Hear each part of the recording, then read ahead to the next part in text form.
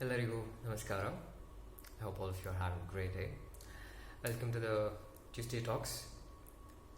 Today, I'll be discussing about the most widely used word when it comes to yoga, asana. This is the first thing probably you'd be practicing whenever you go to any kind of yoga class or any kind of ashram or mat where you get into to start your journey on the path of yoga. What does asana mean? We even use the word yoga as a prefix. We say yogasana. Today I'm going to be discussing and sharing with you guys a couple of insights about asana, and probably it'll change your perspective completely. The word asana means any comfortable position that you're seated in, not necessarily Padmasana or Siddhasana or Virasana. No, any asana. Even if you're just sitting in a comfortable cross-legged posture, or you're sitting with the back leaned against the wall, any posture where you're seated, and there's no disturbance in any part of the body, there's no discomfort in any part of the body, and the mind is calm, quiet, silent, and the mind is still, the body is still, there is no disturbances anywhere, and there's a free flow of energy from the crown of the head to the tip of the toes. Any position the body assumes where there is no disturbances of any sort at the level of body and the mind and the intellect is what we call as asana. This is how you define asana.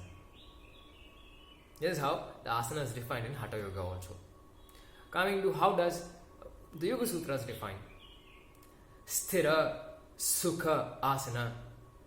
Asana means that posture where there is stability and where there is poise, and most importantly, peace.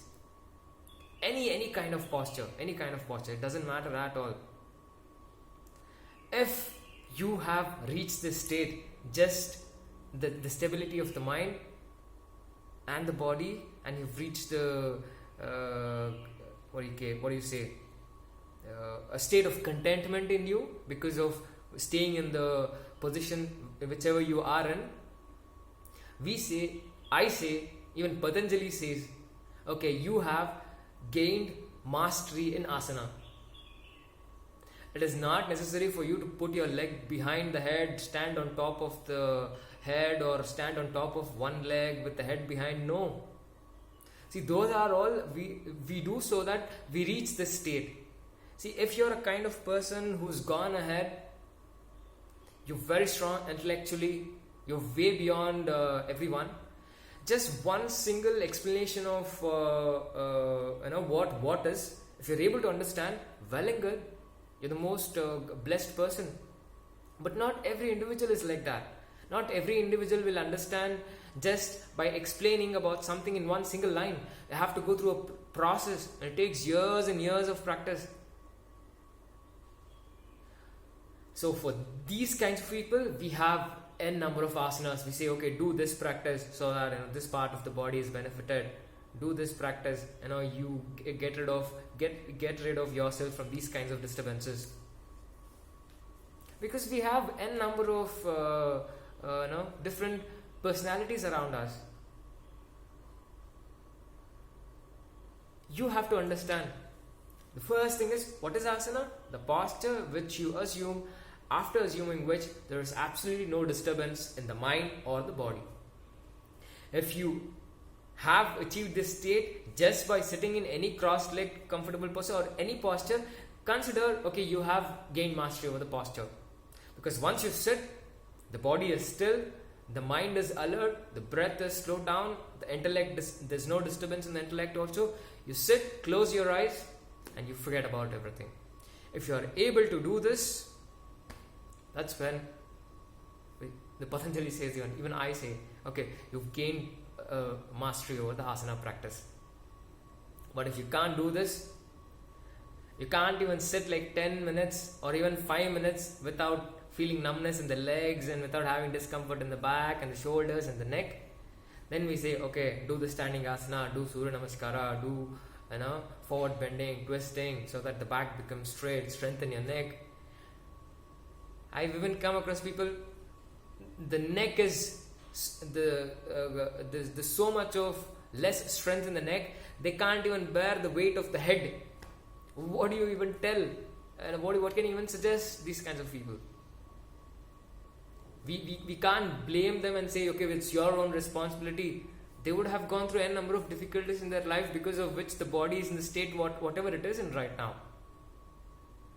I as a teacher or anyone as a teacher has to help this individual to reach that state, so that, see, because now having a perfect functioning body with all the systems functioning the way it has to function and having all the body parts intact and working itself is the biggest blessing. So it's the health has deteriorated so much. Keeping the body healthy itself has become a full-time job. No, it shouldn't be. It's just a part of you. If 24/7 you just concentrate on the body all the time, how will you think beyond that? But yeah, if there are limitations in the body, you have one or the other kind of health issues, and then there are things which has been that causes your disturbance, that causes disturbance in the mind because of the body limitations. Definitely you have to make sure you free your body from all kinds of elements. So for this we have lot of asana practices. How many asanas are there? They say there are 84 lakh different asanas, because we have 84 lakh different living organisms. This is again explained in Hatha Yoga. Why? You would have known this. There are the postures or the asanas named after birds, animals, sages, and insects. You name it, there is an asana for that. And what exactly is happening by doing this? See, by practicing all the asanas that are there, you're imitating the whole creation that happened over the years. See, evolution took millions of years, and to reach the human body that we have right now took a lot of time. I mean, we are also considered as our origins as apes. To reach here, a lot of evolution happened. So by practicing all the asanas which are named after plants, animals, insects, mammals, so you're recreating the evolution. I'll tell you one more thing. You feel disconnected from the nature around you and from your own self because you're not connected to your own self. And the easiest way in the beginning to connect to your own self is through recreation of the creation that happened outside in you. So you have to evolve on the inside. If you don't recreate this process of evolution that took place, you'll be disconnected until you reach the deathbed. Once you start this process of recreation of the evolution that happened outside the world in you itself, you feel more happy. Imagine, or if I'm 100% sure each and every one of you would have taken practiced yoga under one or the other teacher. After the end of the practice, why do you feel so calm, quiet and composed? It's because you're connecting to your own self. And the most easiest way at this level, at Kali Yuga, at this point of time, at this age, is through asana practice. It's not easy for just because someone walks in and then says, I want to learn yoga, and then I just tell him, sit in a cross-legged position and then just be there. That's it. There's nothing beyond that I can teach. I can't do that to everyone. Each person is different. Just to understand this one single line, you should have done hundreds and hundreds of asanas through hundreds and hundreds of hours of self-practice and the practice under the teacher. So for you to understand this, you have to put in some effort. Prayatna is very much needed. And the effort should be there for a longer duration. You can't just say okay, I practice for 1 or 2 days, I didn't reach any stability and quietness in the mind and the body, so I'll drop it. Of course you're not going to reach over there in such a short period of time. It's never going to happen. It never happened to even gods and goddesses. If you're greater than the gods and goddesses, then yeah, definitely. If not, you have to practice for a couple of years. Effort is very, very essential to reach over there. Prayatna Shaitilya Ananda Samapatibhyam is again one of the sutras that is used in the Patanjali Yoga Sutra to explain asana. First is Sthiram Sukham Asanam. Asana means there has to be stability and poise in any posture. Next is you have to reach this state of stability and poise and silence within. You have to put in some effort.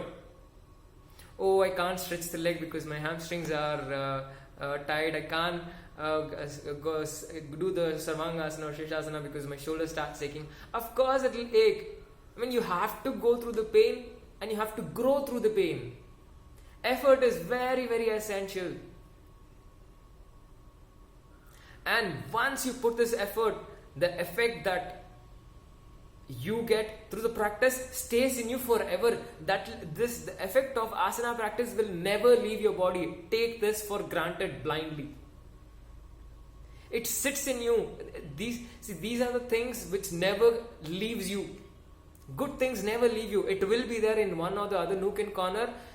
You would have been the person who would have made it dormant. It would have reached the dormant state because of you.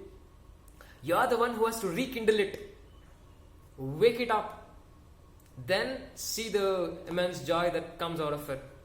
So it's your responsibility to understand, okay, what is asana? How do I practice it? Then there are hundreds of asanas. Right now, there are about 200, 300 of them, which to practice and master itself will take you like 6-7 years.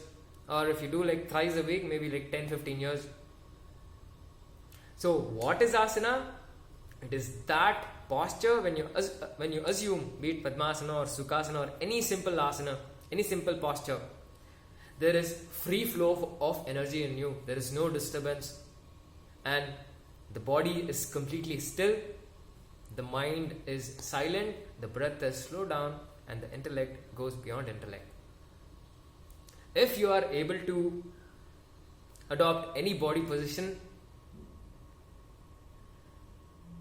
where you experience this, consider, and you sit in that position for longer duration to go beyond the realms of the physical existence and the mental existence of yours, and you sit and meditate and connect to the universal cosmos, then we say, okay, you've gained mastery over asana practice.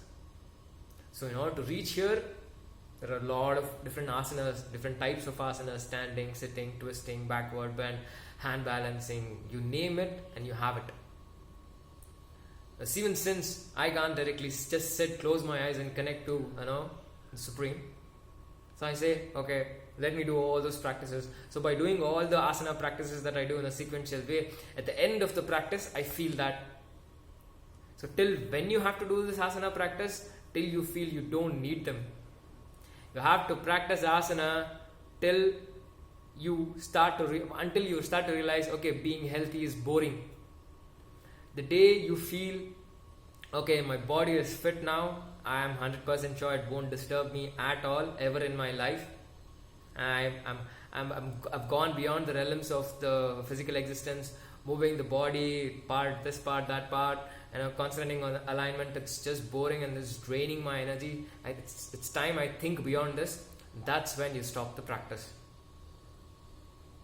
If not, you keep on practicing, and then once you reach there, it'll it would have automatically gone ahead. Hope this was informative. Please let me know how you felt in the comments below. I'll try to explain a couple of more things in the coming sessions. Thank you. Have a great day. Bye-bye.